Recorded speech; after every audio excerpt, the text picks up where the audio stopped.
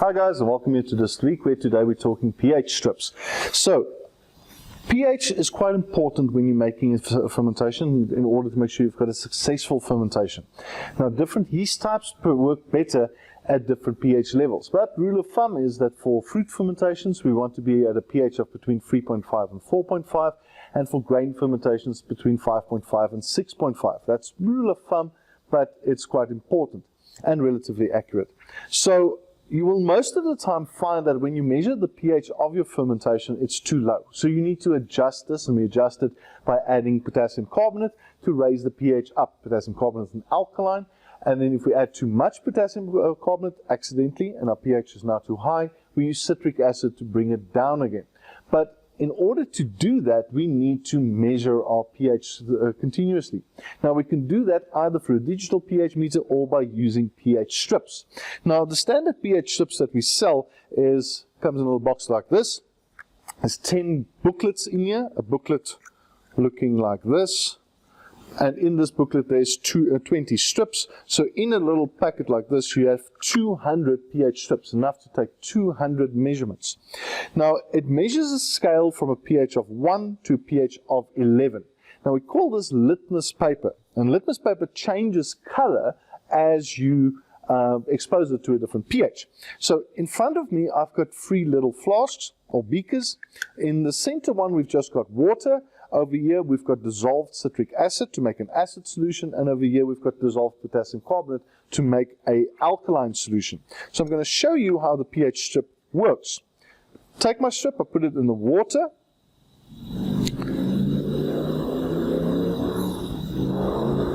Okay, and then I compare this to compare the color to the color chart that comes with the strips.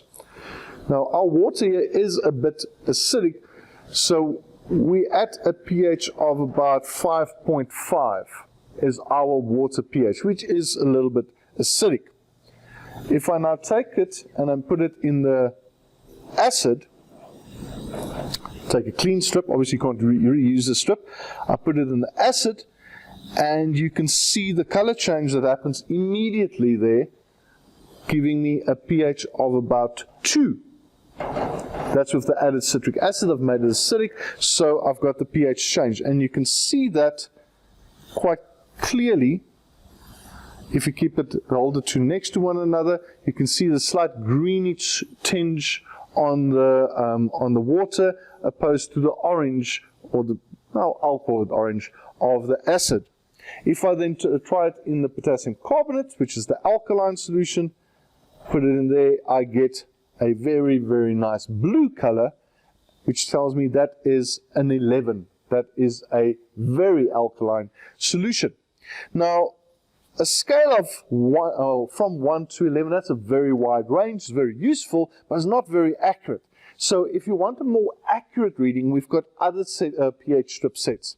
This, for instance, this is the beer pH strip set, and this only measures from pH of 4.6 to 6.2 for beer fermentations. Then we have the kits, more accurate kits for wine fermentations.